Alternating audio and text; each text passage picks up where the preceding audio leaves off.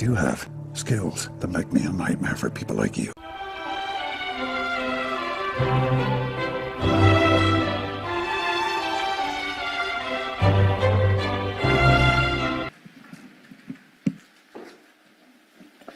Mr. Merrick. Yes, thank you, sir. I'll call our next witness, which is our last witness for the day, Professor Tracey McIntosh, who's already seated. Nau mai ara mai e te rangatira. Tracey, welcome this afternoon.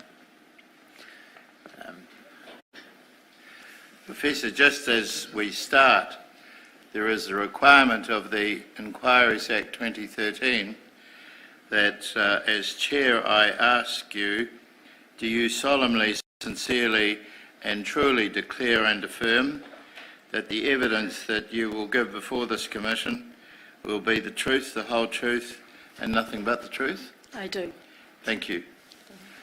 Mr. Merrick. Thank you, sir. Professor McIntosh, behind tab number 23, I think you've got in front of you a signed copy of your brief of evidence for this hearing. That's correct. And can you just confirm that that's true and correct? I can confirm that. Thank you. With that done, let's just start with some introductions. Ko ai koe no hea koe. Ko mātātua te waka, ko Ngāti Kaura te hapu, ko Tūhoi te iwi, ko Tracey McIntosh ahau.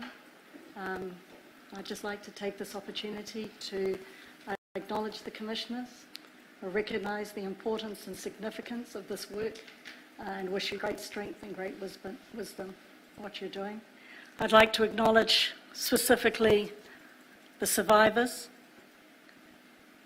Through your strength, through your knowledge, through your expertise, through your insight, that will help us navigate the path we need to go forward. I would also like to acknowledge those who did not survive the system, and with very heavy heart recognise the damage and the devastation that the system has done. So recognise those who for a range of reasons may remain silent, and for those that have been silenced. In terms of my own work, I want to recognise all of those the people that have shaped and informed and enlightened me and then educated me under conditions of incarceration. They are the experts of their own condition. They are the experts that I will be drawing on in regards to this brief of summary. Tēnā koutou katoa. Tēnā koe I kōrero ke mō rātou ko whetūrangitia, those that have passed away, rātou ki a rātou, tātou ki a tātou te hunga ora, ko tai mai I rungi te kaupapa o te rā. So to bring us back to those of us who are here today present, and I acknowledge your acknowledgements in full. Can we start, that being said, it probably not a natural conclusion to start, or next step to start with what some would describe as a kumara kōrero, to talk about yourself. So I'll lead you through that. Thank you.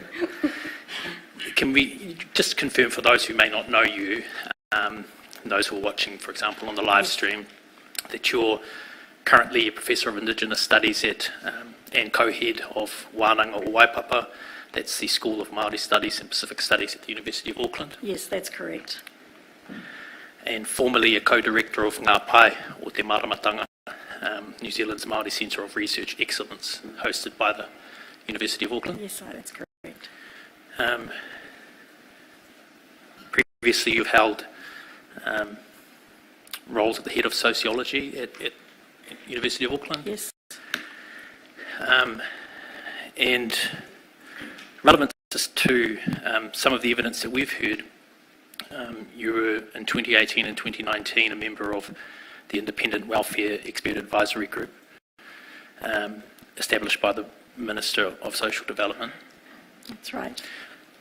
Before moving on, I wonder if we might just pause on that experience that you had, because we've heard over the last few days around one of the core failures being the failure to address, I think, what some witnesses have described as the antecedents to state care, namely poverty, housing and addiction.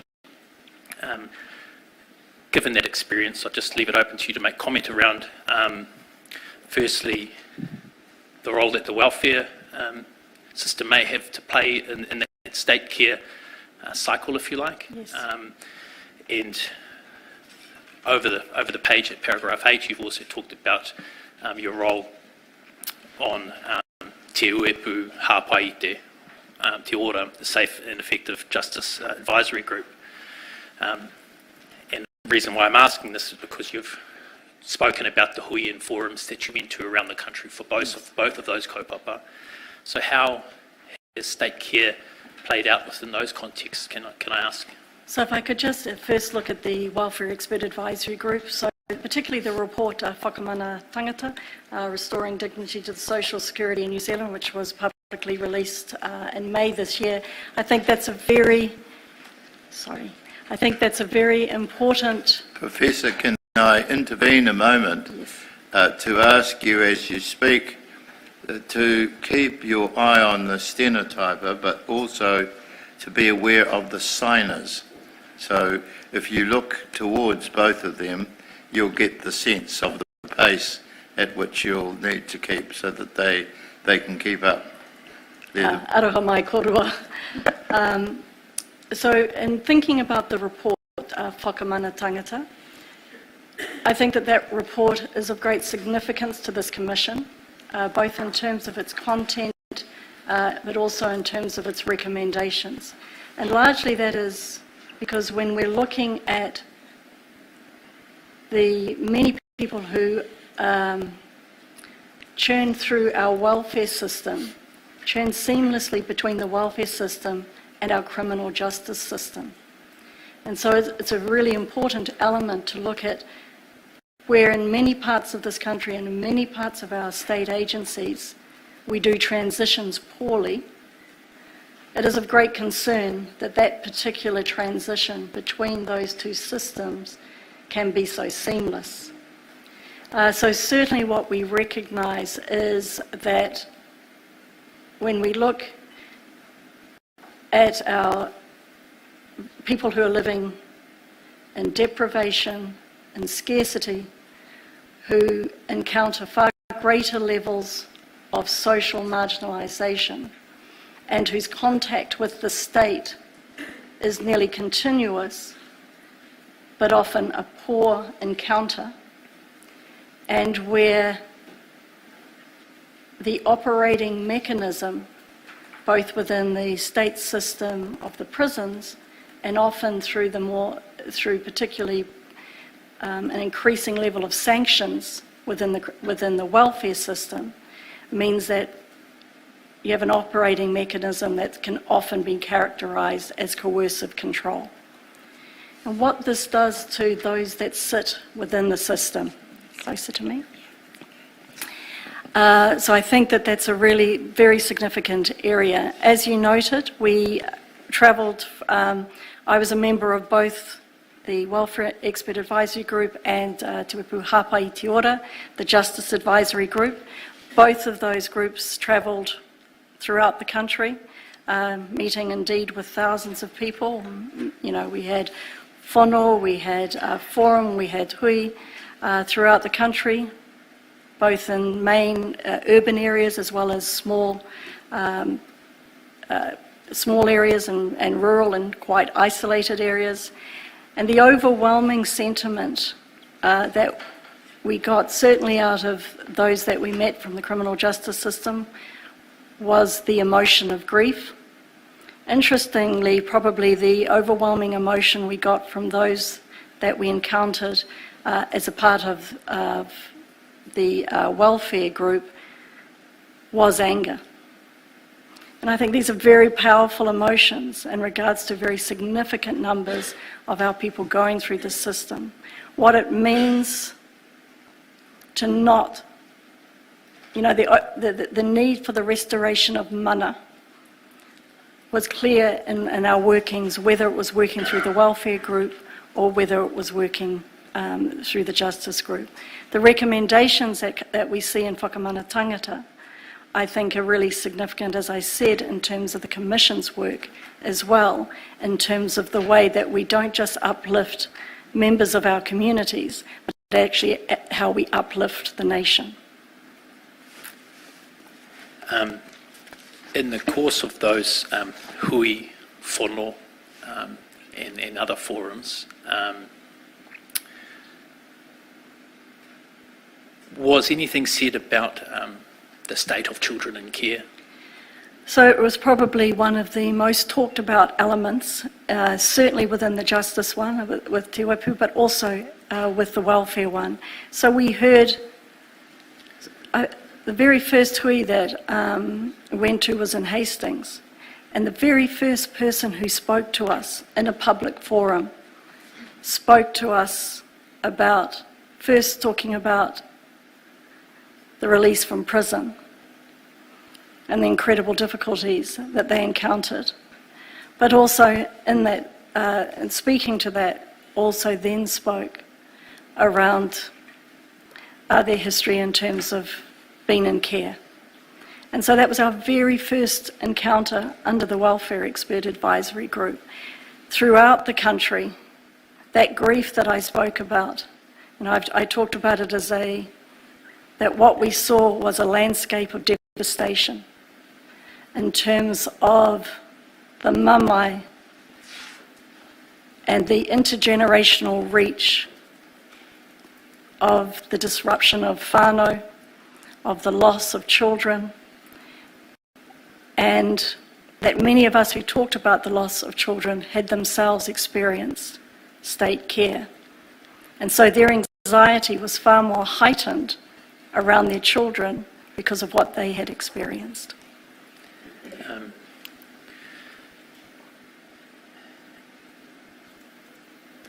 In your brief at paragraph 11, you outline some further relevant experience about work done in the Auckland Region Women's Correctional Facility. Can you just tell us a little bit about that at this stage? Yes, so I've been going into the women's prison for well over a decade now.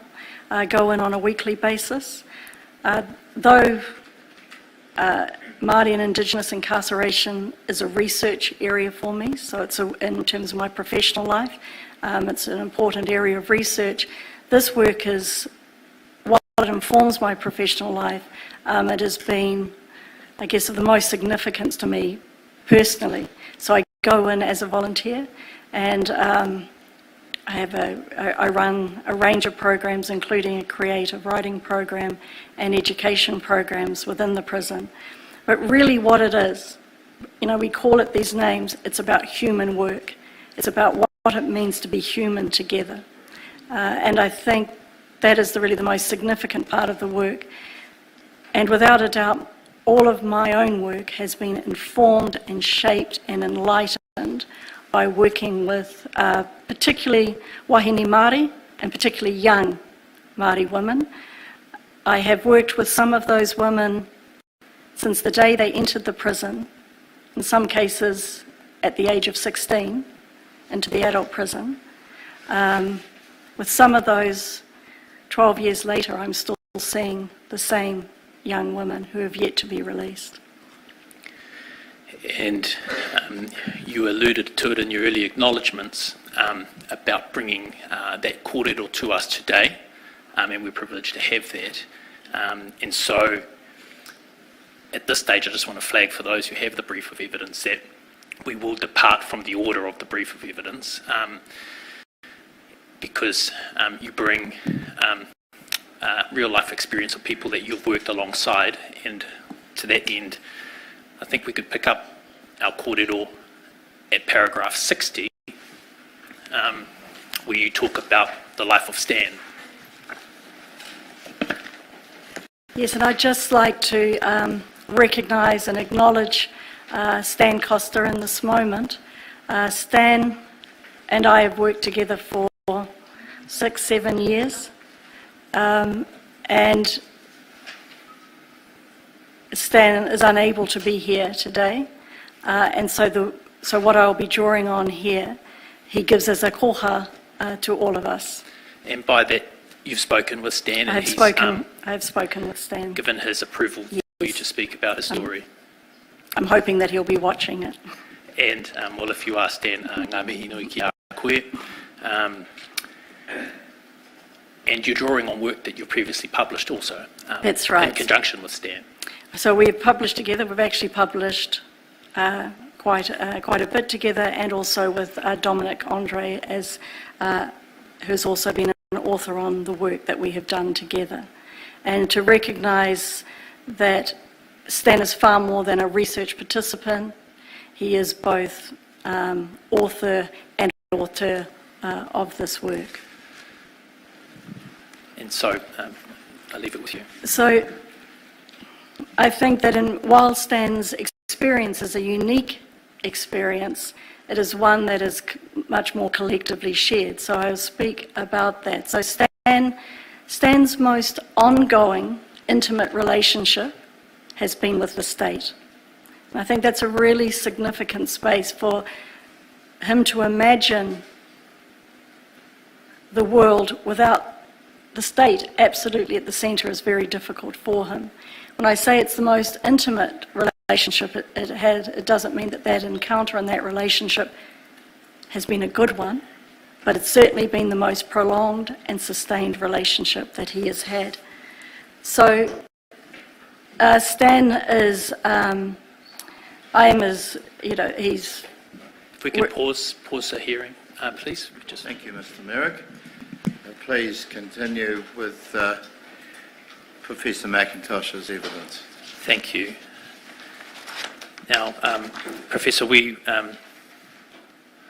beginning to talk about the narrative about Stan, and I just wanted to ask a question. We have heard the different life stories of people in the course of this hearing. Can you comment on what some of the common events in Stan's journey through state care might have been, or some of the common threads to that? So I think some of the areas where you see really high levels of commonality for many people who have experienced state care is that often that the whānau, even prior to the birth of the child, has been under a level of scrutiny or surveillance by the state. So the state has often had quite high levels of intervention already within the family.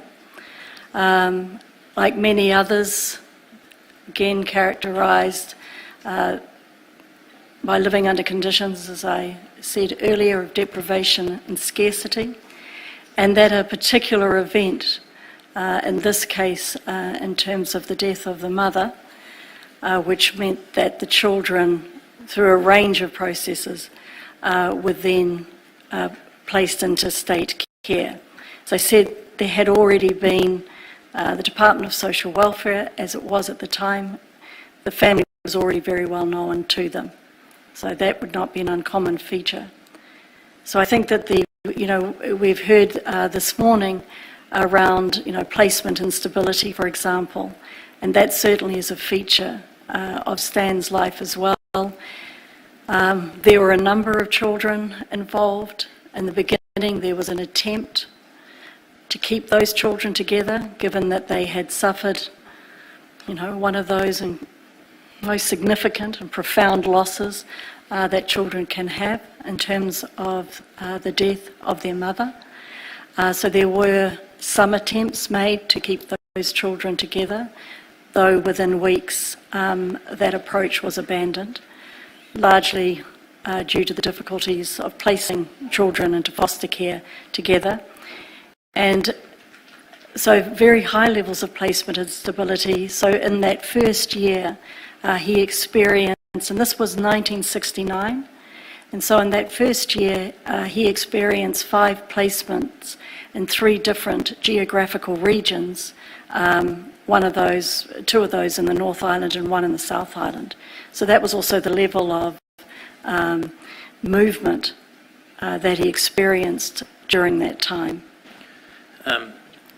How did the progression through residential homes impact, for example? So it's interesting when we look at the reports, and so what we did to try to better understand his own story was through the Official Information Act, applied, given this very close relationship with the state, applied for all documents that had been held on him. And this was a huge amount of documentation. So one of the things that you can really see there, and again, so characteristic of this period, 1969, and by 1975, he's a 15-year-old, 16-year-old. So if we follow that documentation through, we see this movement into foster care, sometimes into group homes, and into the larger ones, Epuni, Owairaka, those homes, but sometimes in foster care. And we see really this incredible constant escalation from those homes. So the reports are interesting because the reports nearly are formulaic. In the beginning, when there's the placement, there's usually a quite hopeful report that this person is shy but is settling in. That's sort of the nature of the first report. Then you start to see the second and third report where there are concerns around either behaviour, a range of different things, not outgoing, not talking, not doing those sorts of things, until you start to get these final reports before movement saying not settling in, disruptive either to the family life of the foster home or disruptive in the larger home, and then moving on. In one case, there was documentation where a foster family, a Pākehā foster family, who had been optimistic that they would be able to, not so much care, because that's not really the language that's used in the report, but that they would be able to control this young child that had been placed with them. They seemed to be optimistic that they would be able to do that. Second report, not settling in. Third report, finding it very difficult. And the concern that they raised was, whilst they did not wish to continue with the placement, they were concerned that other people in the community in which they lived would think that they were not able to control a Māori child. And the Department of Social Welfare response to that, and the report written, was that they understood those concerns and that the placement would be out of the community. And so there we got the sense that the concerns of the foster family were more important than the concerns around a 9-year-old child.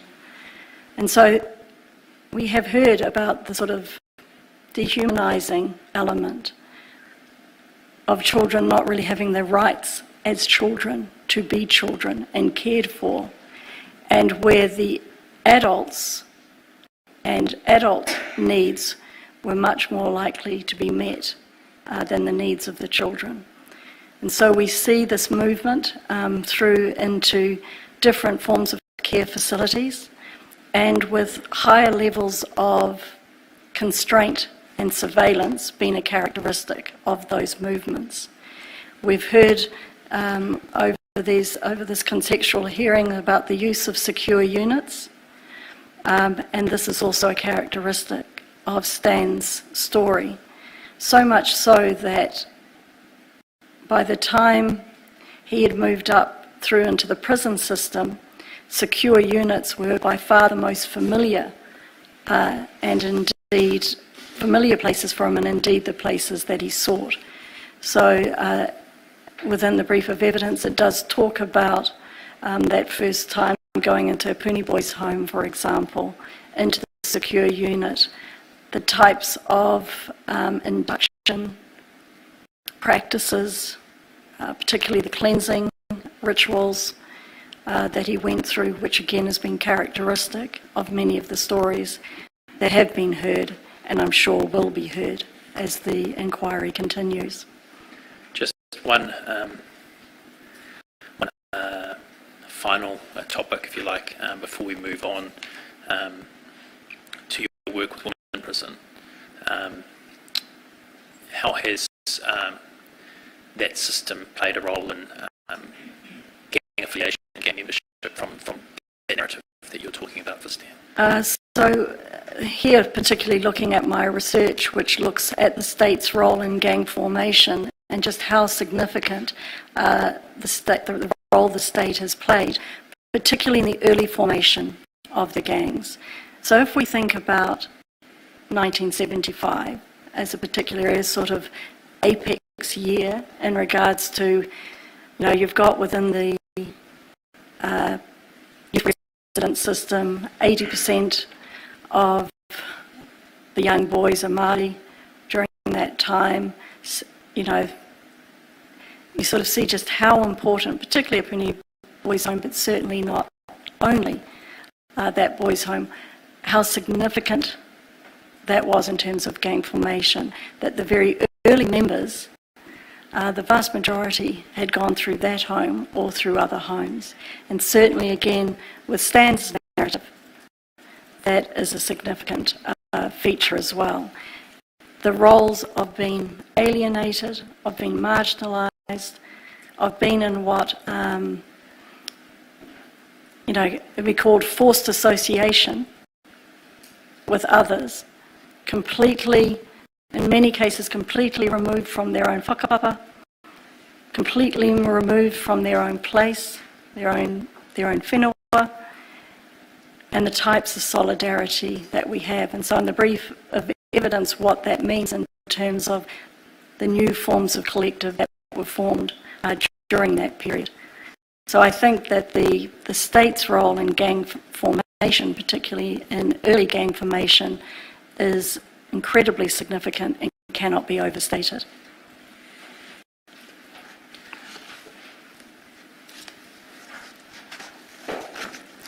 Can we now turn to paragraph 89 of your brief of evidence, unless there was anything under that heading that you wanted to touch I guess what I'd just like to stress is around that this transition. So from a child who was put formally into state care as a 9-year-old in 1969, that the next 30 years would be characterised by being totally institutionalised, either through the home system or through the prison system. And in fact, on the day where the state extinguished their obligations as guardian and as parent, was the day that he entered into the adult prison system. That's how seamless that state engagement was. And so this is someone who has then spent 25 years within the prison system, often for relatively short lags, though there have been some significant ones in there as well. And so you think of that child, that 9-year-old child, experiencing the most profound loss, having already suffered significant hardship prior to being put into state care, and that any aspiration that he had in terms of the qualities that had been identified and recognised, you do see some of those in the reports, that they were quashed and they were squandered. And that it has completely marked the trajectory of not only his life, but the broader whānau life, and there has been intergenerational impact. In your brief evidence, you talk about intergenerational impact, particularly as we should discuss it around the role that gender has to play and the reach, and it's probably a good point to pick up your kōrero about the work that you do with women in prison, And so, if we can do that topic. Yes. So just looking at the brief in 1918, in paragraph 89, I just note that the really distinguishing feature of an incarcerated woman is this very common, they have really strong common histories, common characteristics. One of those very common characteristics is around trauma, certainly much, much higher than we'd find in general population. Our men who are also incarcerated have extremely high levels of trauma as well, much higher than in general population, but for women it's very marked. Very high levels of victimisation, particularly around violence and around sexual violence, and that's an international trend that we see. And also just to note that incarcerated women are much more likely, much more likely than general population to have been in state care and to have suffered abuse within the environment of state care.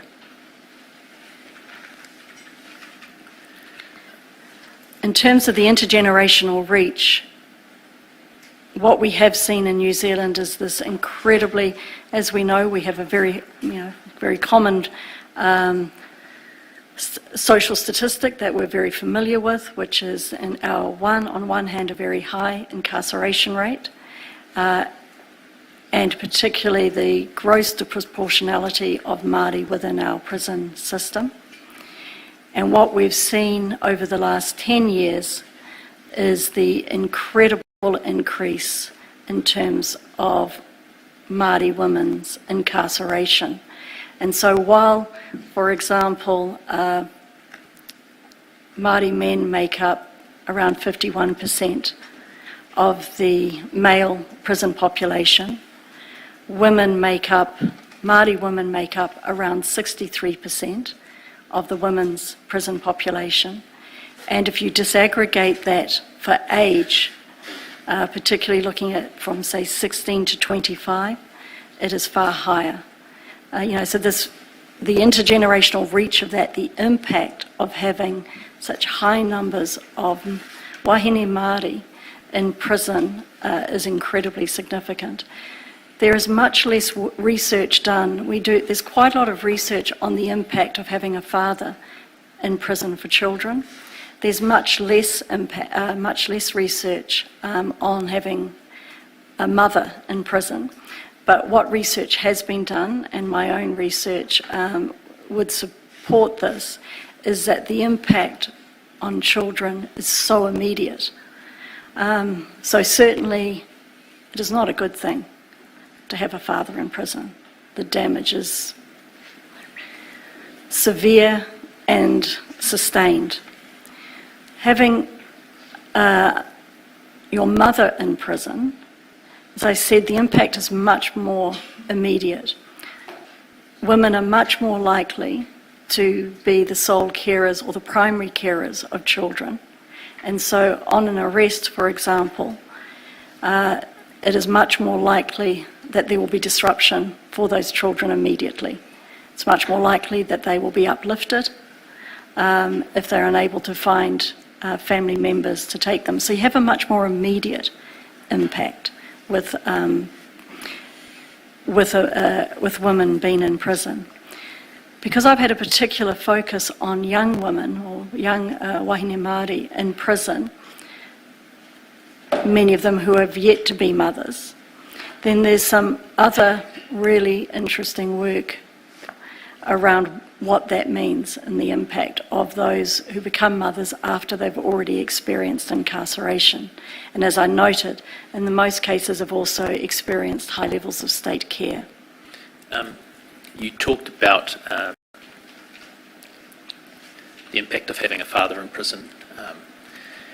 And do you have some experience to draw on with those that you've worked with, young women, for example, around the disruption to the maternal whakapapa? So that has been a really significant feature, is how many of the young women I've worked with, it's an interesting thing. Most of the women I've worked with, in fact nearly all of them, they know their whakapapa. They know where they come from. Some of them have actually been quite involved in their marae life. because many of these very young women come from small town New Zealand. But when we have done whakapapa work, when we're sort of doing that as part of the work that we do, very often they're not able to, they don't have the same sort of access to their whakapapa through their father's side. And this is when a lot of those issues actually come out, when they realise, because their father was absent, that their father was in and out of prison, that they had not really had an ongoing or sustained relationship with their father. And sometimes this was most apparent in regards to their names, because when they came in, I'd know their name, often had most beautiful whakapapa names, both first names and their last names. And often I would talk about that name. And a very common response was, yeah, that's my dad's name. I don't know much about that side of my family. And so that disruption, that severing, it's not, so that part of their whakapapa has yet to be revealed to those women. A parallel kōrero about disruption, which, well, actually, no, it links to whakapapa because that ties you to place. Has there been some experience that you've had around disruption of place as a result of state care, the state care and prison context? Yes, particularly for where young girls are placed. As we've seen, the vast majority of people being put into place care have largely been young boys. And so often there are far less facilities or placements for young girls. So they're much more likely to be at some geographical distance from where, and that's the same with the prisons. We only have 3 women's prisons, so there's also, that continues that same continuum.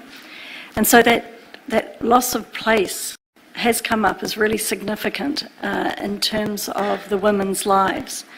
One of the things, just if you'll allow me to, one of the things that we often do when the young women come in is that I'll have a map of New Zealand, and so I tell them, show me all the places that you've lived on this map. And it's an interesting one because it allows, if there is any sort of issues around whakapapa, often if they sort of say, I was here, that's where my nan was, you're able to get that sort of sense, but usually they know that. So they're able to show where they're from in terms of where their whakapapa lines are from, and also where they've lived. And so in some cases you might see a high alignment from where they live to where they whakapapa to. One of the really interesting things is because of, due to placement, state care placement, just where they are all over the place. So for some very young people who come into the prison under 18, when you see how many places they've been placed in, nearly all of them excluded from the compulsory education system, as I note in my brief of evidence, by 13, and yet have been to up to 25 schools, and yet have been excluded from the compulsory education system by 13. And one of the first time it happened to me, it really marked me as we were doing this particular piece of work, and there was quite a number of young women who I was doing it with. We were doing it as a piece of group work, and one of the young ones was explaining all of her places that she had lived. And they were in common with many of the other girls because they'd been in the same homes together. And I noted, and we were in Wiri, at the women's prison in Wiri, and I noted that she hadn't put Auckland or even Manukau on, she hadn't put a mark on it. And I said to her, you haven't put Auckland on it. And she just looked at me and she went, oh no, I've never lived there. And yet here we were on that whenua, in Auckland, and that young girl was going to be there for quite a number of years, and yet truly she had never lived there. And it really made me think about what it means to live. You've also talked about, for some of the women who experienced abuse in state care and their thoughts to their own children. And did you want to comment on that? So certainly one of the most pervasive narratives that I've heard from the women who are incarcerated is around their stories of abuse in state care, and the way the level of anxiety for those that are now mothers who have in turn their children in state care, the level of anxiety and stress and ongoing trauma that that produces. And the reason that it produces such a high level of trauma is because of their fears and their expectations that their child or children will be harmed in state care. And unfortunately, because I've been going in there such a long time, there have been far too many cases where that has been confirmed, where their children have been harmed in state care.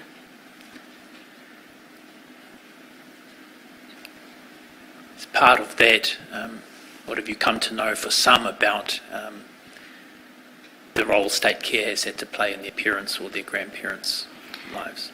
And as noted in the brief of evidence, in some cases, well, in many cases, their parents, of the young women that I've had, their parents have experienced state care, and in some cases, their grandparents have experienced state care.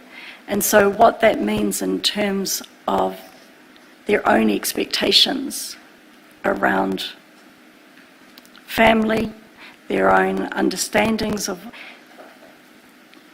It's interesting because their desire to have flourishing, beautiful family life is constantly articulated, and that is constantly against the idea of the real fear that that is impossible to realise.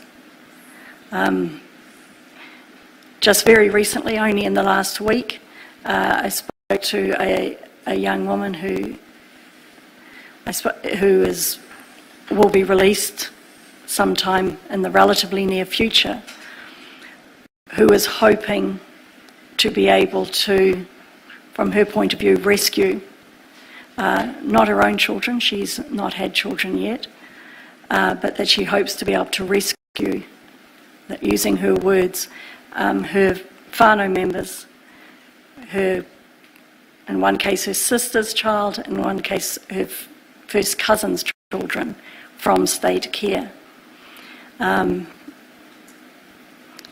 Having to talk about the very significant difficulties she's likely to encounter in trying to take those children into her care was quite a difficult conversation to have. Now, before we, I've got a couple of questions really left around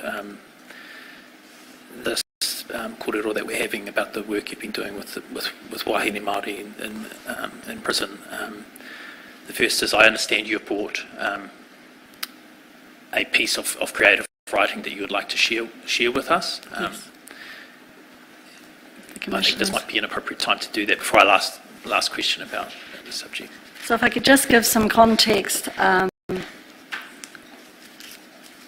for this work, and again, I did speak to the young woman prior to coming in here, saying that if the opportunity was afforded, would it be all right for me to read one of her poems? And again, you know, she gave that incredible, with love, and really wanted to be able to bring some element of her experience to this place. That at the moment, she's not in a position to be able to speak directly to the commissioners and to others, and so that is really important to bring that lived experience within this group.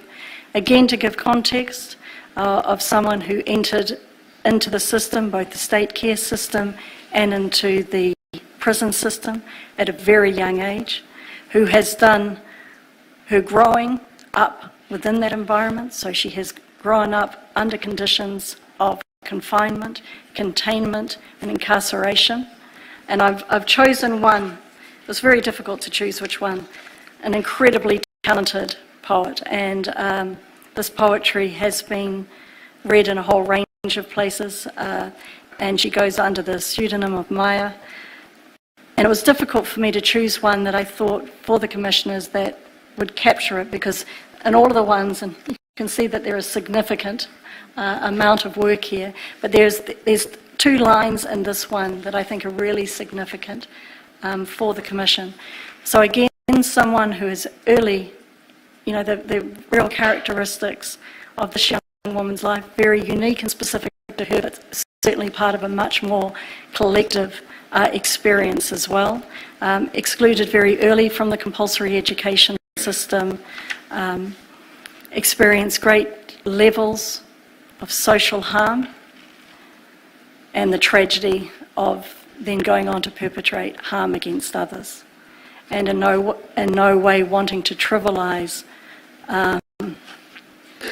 or underestimate the harm that she recognises that she has caused herself. So I've chosen this poem. She gave me, so I've chosen this poem, and the poem is entitled "Misery So Pure." I also read this poem at the Māori Justice Hui in Ngāi Nei in August in Rotorua for some of the same reasons. Broken hearts fear the loudest. A prisoner's tears are seen as groundless. Broken bones can always heal, but words seep in, painful to feel. Trapped souls struggle in the arms of hell, but in the cell, the walls never tell. Broken dreams reveal a forgotten gall, yet a scream doesn't seem to be heard at all. Surrendered in the heart of hate, the devil inside never turns up late. Broken roads lead to a complete end. A prisoner's journey is always just around the bend. Living life only to die inside the broken and tainted heart I hide. The worst thing in life that you will never see is being captured, having never been free. The deepest and the darkest places to be, waiting for the system to release me, killing all innocence and hope, but not the pain or the mess, devastation caused with only me to blame, no one to love, no one to hear.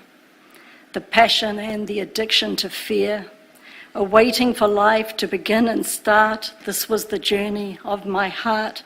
In the end, what more is left? To live in hell? What then next? To recreate the cell whenever I'm near, but I'm still breathing and I'm still here.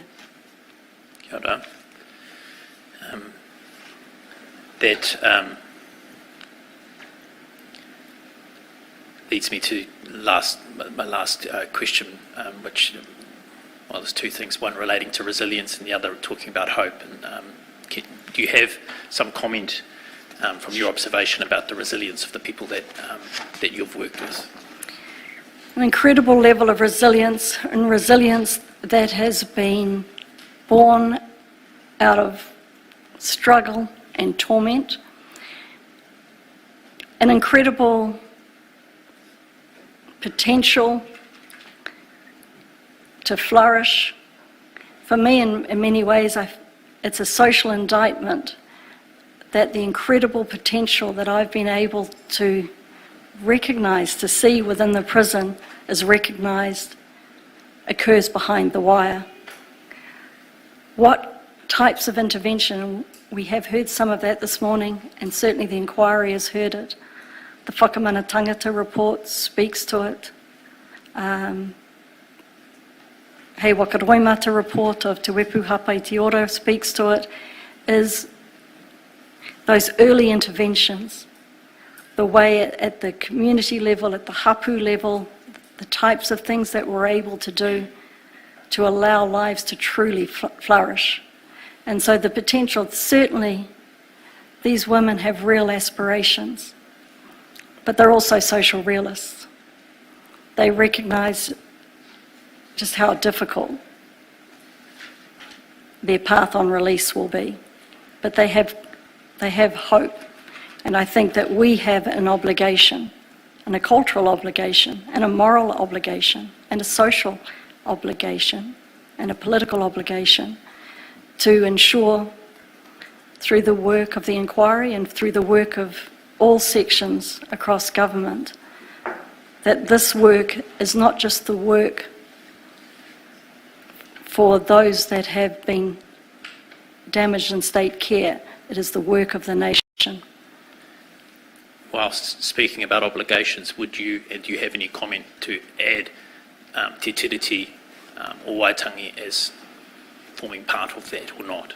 I think it's incredibly significant, and certainly when we travelled up and down the country, that was also one of we heard that wherever we went, particularly in smaller communities, small town communities, around the need to really recognise, and my brief in evidence, and of course Wana Jackson and Kim Workman and others have spoke to this far more elegantly than I can, around the ongoing impact of colonial and neo-colonial policies, the need for a true partnership. We saw that in the Inaya Tonu Nei report, the really important need for that. So I think that does have to be absolutely central.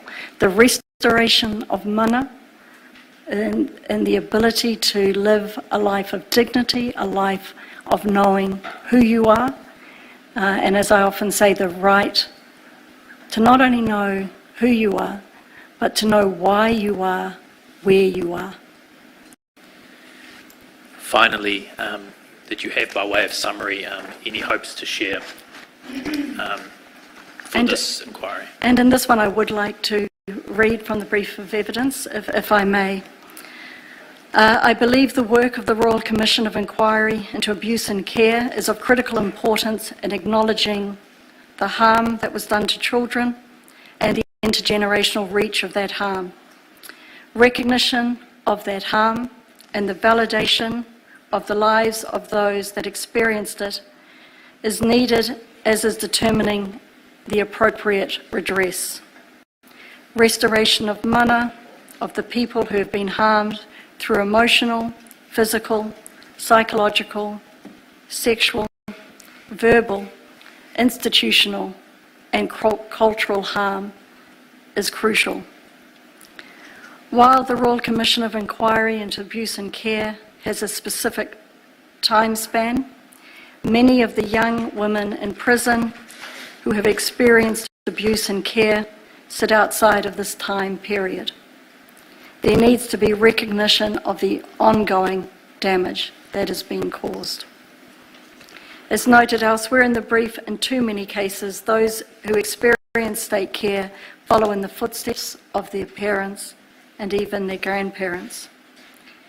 In order to ensure that harm is not repeated, we need to be honest with ourselves and understand the critical role that colonialism and racism have played in establishing systems which in turn have allowed abuse and state care settings to continue.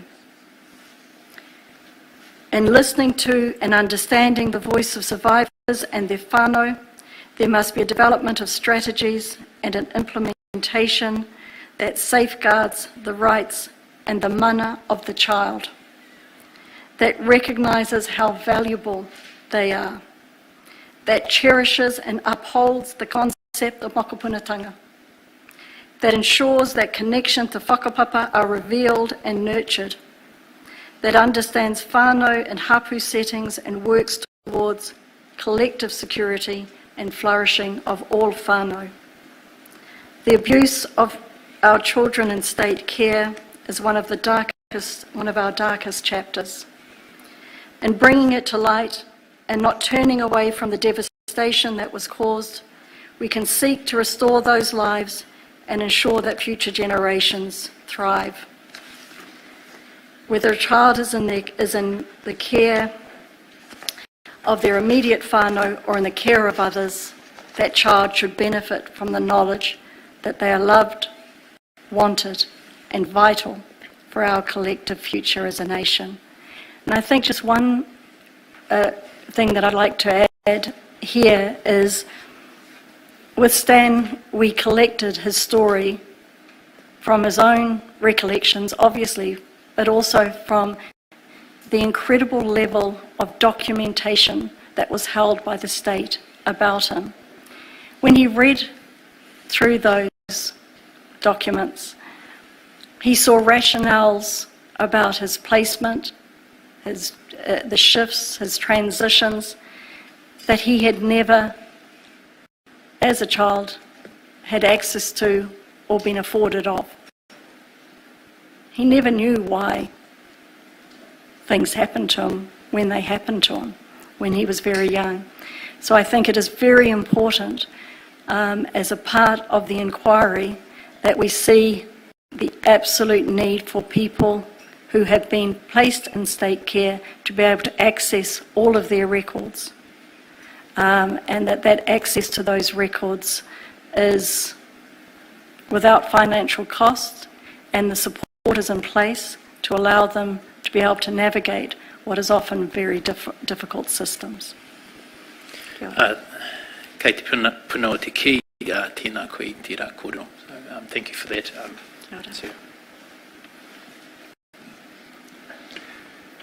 Thank you, Mr. Merrick. Thank you, Professor. Have you been given notice by any council? No, I haven't, sir. I take it then there is no wish to address any questions by council to Professor. Can I then invite my colleagues, if they wish to ask any questions of Professor McIntosh? Can I start with you, Mr. Gibson? So Lofi vai. I have a number of questions, but you have so elegantly actually framed a lot of the responses in your brief. If I could just ask you a question around the early interventions, what would those look like practically? I think as a nation, we're very good at describing what the problem is. And so to move to the next level of what could possible solutions look like, any comments on that? Commissioner, I really think that the solutions are very much within our community. I believe, in having travelled around the country, I've listened to many of them, and many of them are very much place-based. And one of the big issues, and we have heard it in other parts of the inquiry as well, is around what resourcing would need to look like, what the shift would need to look like. At the moment, I think that many of our state agencies' resourcing and contracting of these things, often they're neo-colonial in terms of the particular practice of them. The sorts of KPIs that are important to the state may not actually produce really strong outcomes. One of the really important elements of early intervention is, where the need is necessary, is that it's ongoing, that it's life course engagement. So I think that's a really important element. We often have contracts that are for 6 weeks, 12 weeks. Mr. Taito the other day talked about 501s, for example.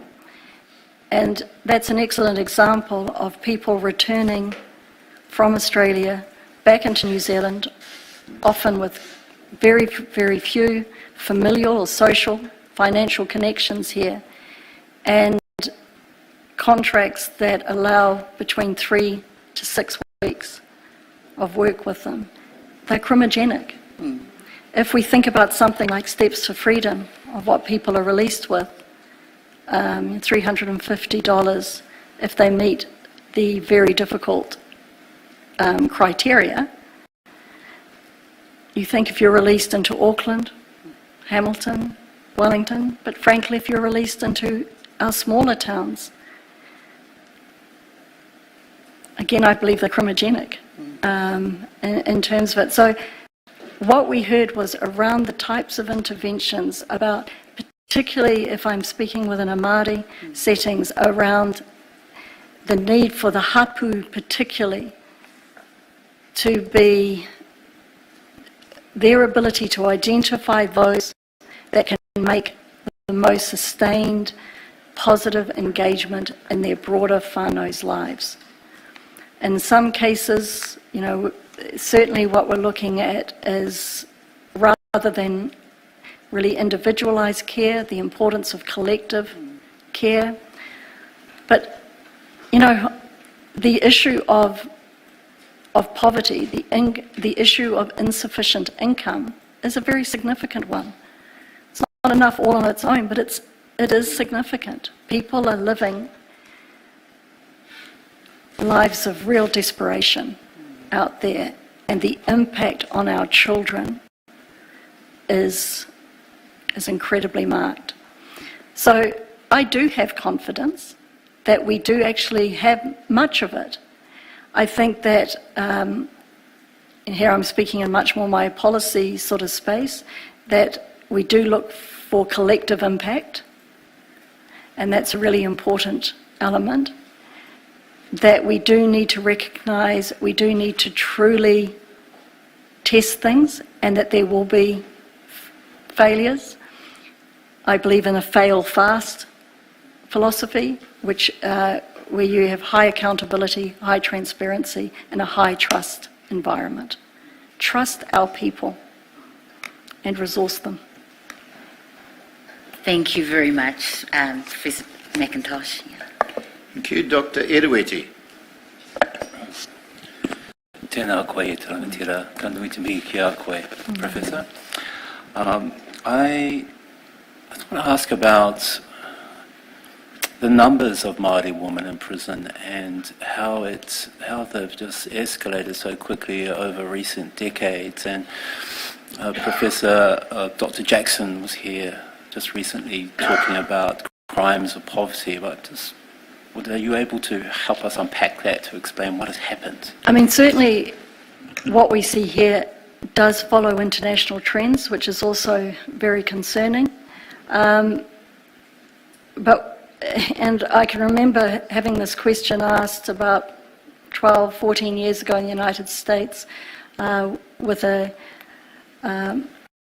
very well-known international criminologist, American criminologist, and he was explaining the incredible increase of African American women in the prison system there.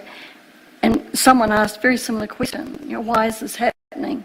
And he answered very off the cuff, in some ways taking light, and he says they're running out of men. But then he said, no, but there is something in that in regards to when you have a group that is targeted and marginalised, that it's likely to expand and that there is some escalation. I think we do have to recognise, I talked about the state's role in gang formation, and to recognise that many of these young women have grown up certainly in conditions of deprivation, but also often within a strong gang-associated whānau. Now here I'm in no way doing a blame the gangs one. I'm just more broadly saying about when you marginalise fathers and mothers, and where the gang then becomes an important space of collectivism, and then children are brought up in that, then they're likely also to experience, sometimes even harder, the level of marginalisation that others had. So that is another feature. The exclusion from the compulsory education system is just such an incredible feature, common characteristic, so that of all of the women that I've seen between 16 and 18 entering the prison in the last decade, I've only had one that wasn't excluded. Only one that wasn't excluded by 13. Some have been excluded as young as 6 from our compulsory education system. So that's an incredible characteristic. It shows the strength of the schools to be able to mitigate issues around poverty and marginalisation, but it also shows that the exclusion from that is important. The other thing is the incredible care to custody pipeline. So we often talk about the soft pipeline and the hard pipeline, and the care to custody pipeline is certainly a part of the hard pipeline. So 83% of all young Māori who come into the prison young have been in state care, with the vast majority at the time of arrest, the state was the parent. So that's, so those sorts of features, I mean, we still have, so we've got a statistical absolute blowout. Overwhelmingly our prison population is still, male. Men make up 92% of the prison population. But in talking about that 8%, when you think about when Moana Jackson wrote in 1988, He Whaipanga Hau, about how many women were in prison there compared to now, it's an astonishing increase. And that they're so young, the vast majority under 30, very, very young. Kia ora, we were struck by that exclusion from compulsory education at such a young age, and the young numbers of women coming through the prison system.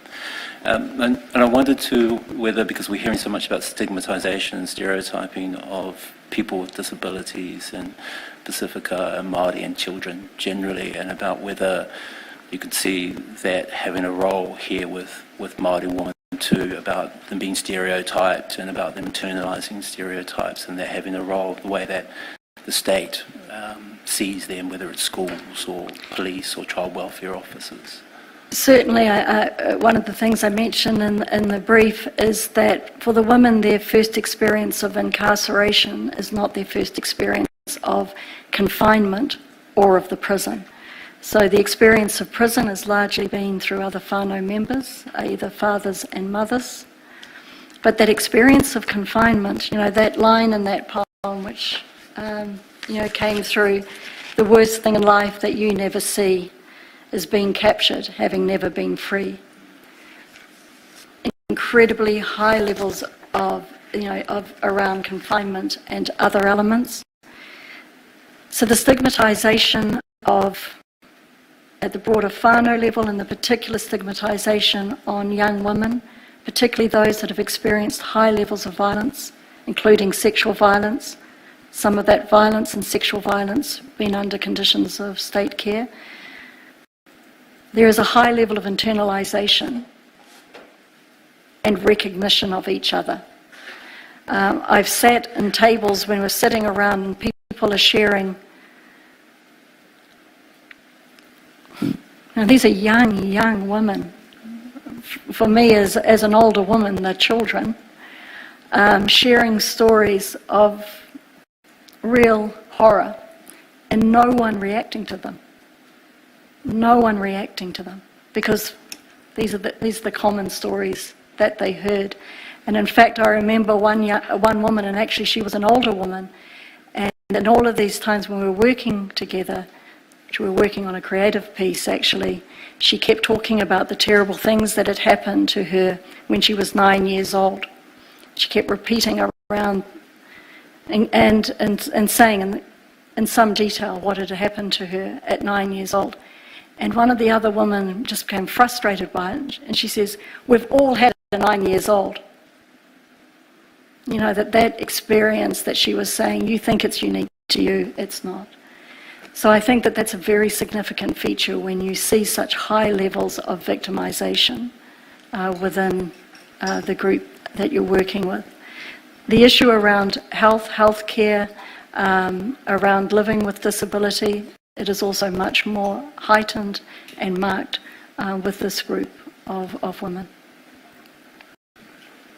Kia ora, Professor. And you also spoke about, when my colleague Sandra Lofiva asked about solutions and interventions, you talked about a localised response, and that seemed to be a common theme that came through in your criminal justice report, yes. The first report, yeah.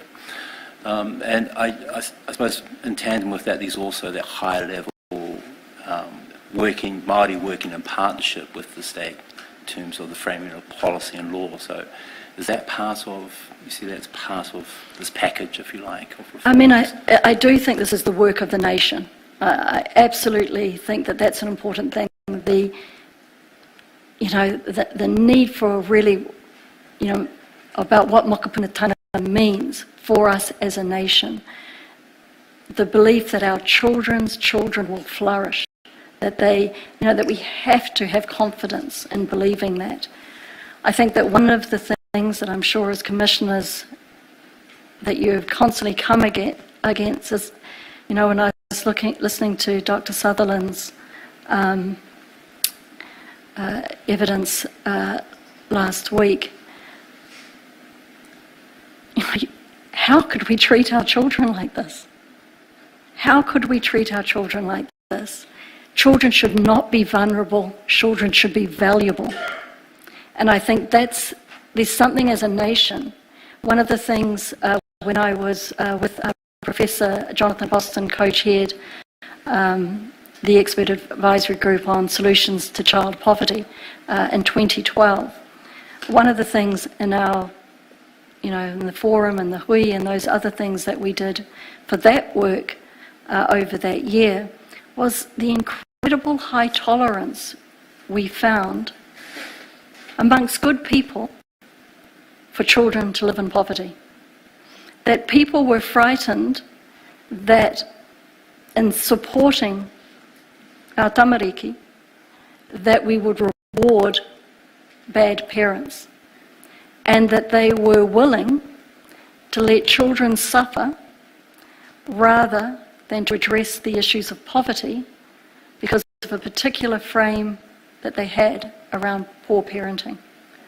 So there's something that we need to, in the psyche of the nation, we can't keep saying this is a great place to bring up children until every child in this country says it was a great place to grow up. So I think that's at that much broader level. That's why I talk about the deep, profound honesty that we need to have, that this was systemic, that it has gone across decades and continues today, and that it is sustaining this incredible negative legacy, but that we have the power. I believe as a nation that we can be absolutely global leaders in regards to our policies in terms of our child and child care. And the will is there, and the people are good, but we just, I used to say that we have a high incarceration rate. It's not just that we are tolerant of having such a high incarceration rate, but we had an enthusiasm for it. I think that enthusiasm is waning. I think we're truly in a time where people are looking for shifts and changes, that we recognise we're 4.5 million people. We're the excellent pilot study for the rest of the world. This inquiry can show real leadership in terms of how we want to see ourselves as a nation. And truly I believe that our children, and it's not just that they're our future, but it's the mark of the nation and the way that all children are treated, and particularly those children who live on the margins.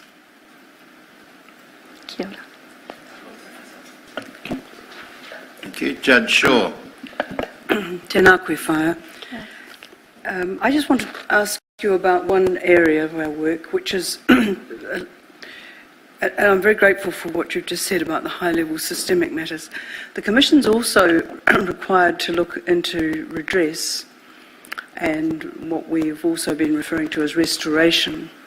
And that comes to, there are two levels of that, of course. There's the higher level and then there's the individual level.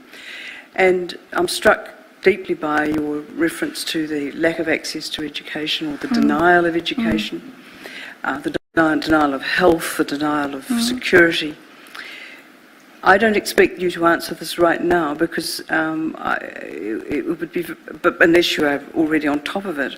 But speaking to your women, your wahine, do you have a sense of what the state could do, even in a small way, to give some redress for the individual hurts that they have suffered and the damage that they have suffered?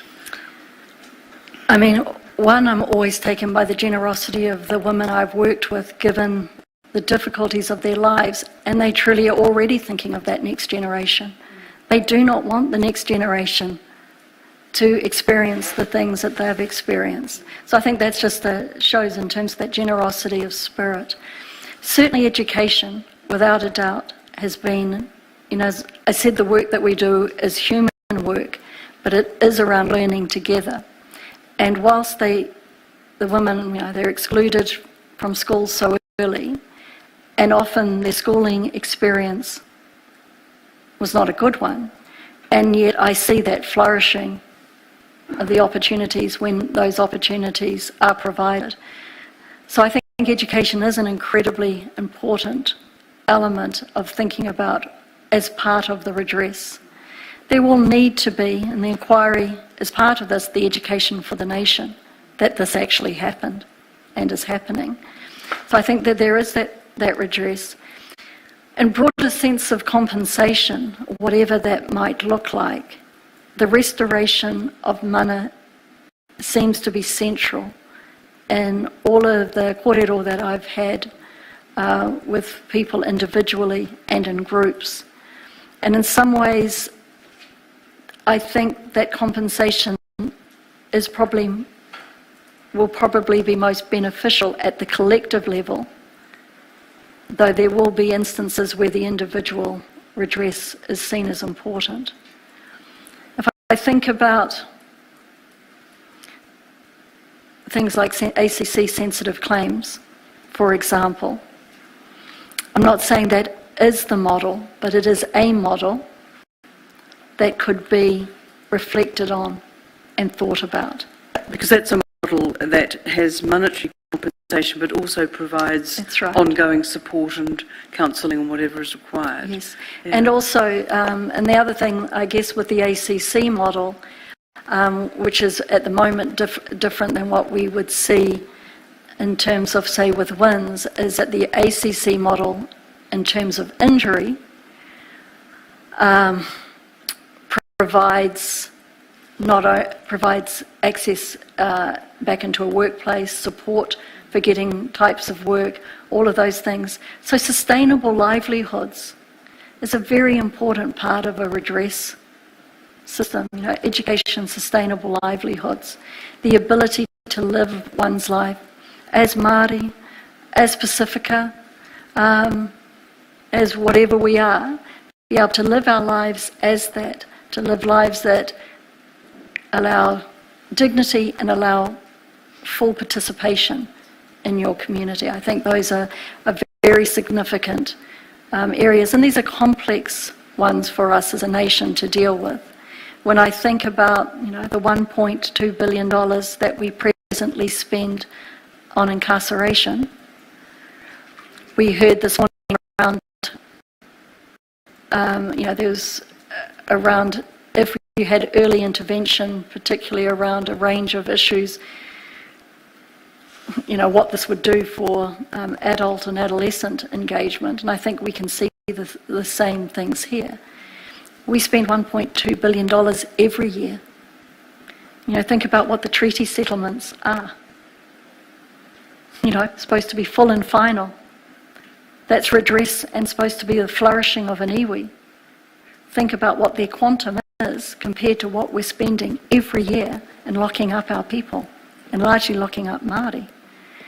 So it's not that we don't have the levers, it's the need to have the courage, conviction, consciousness, and the will, including the political will, to make those changes.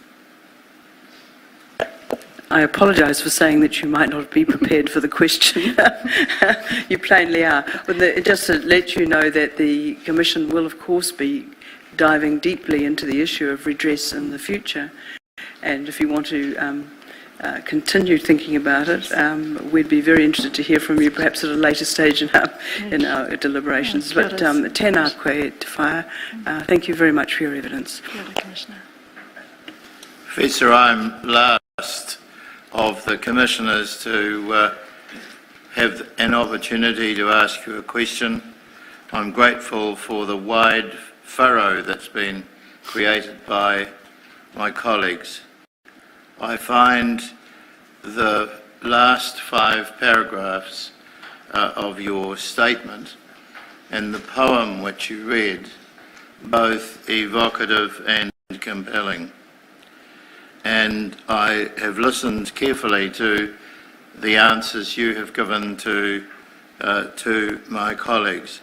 And there is surely a huge challenge in front of the New Zealand community to deal with the problem you have laid out so eloquently. My mind can't get over the unhappy juxtaposition that there is when one drives out of Trentham and you go past the mothballed Central Institute of Technology, which is not being used, multi-storied education facility, and you drive on to Rimutaka Prison with its razor wire and electronica, where hundreds of people, many of them Māori, are incarcerated. That juxtaposition has for a long time sat unhappily with me, and I think that your challenge about needing to educate those people who are in care and in custody is one of the things which ought to be a legacy of this Royal Commission. I hope I make it obvious that I join my colleagues warmly in thanking you for your evidence. Thank you.